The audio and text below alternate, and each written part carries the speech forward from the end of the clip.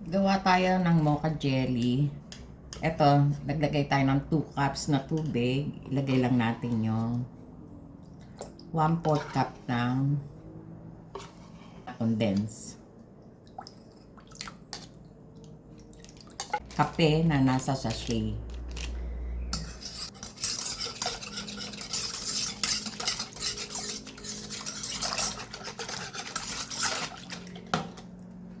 Lagyan natin yung kalahati ng gelatin.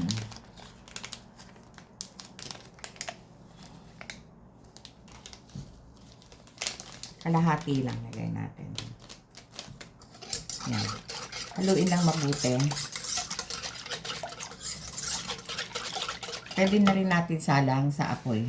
Ayan, lulutuin na natin.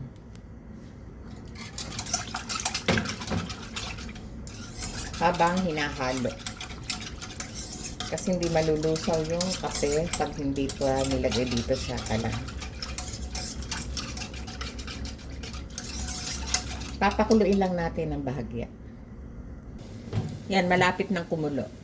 Pakuluin pa natin para maluto yung lasa ng kape at saka condense.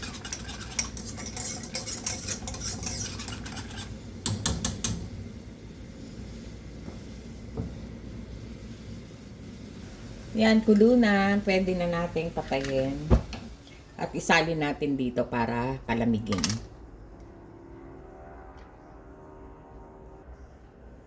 Ito na, isalin na dito.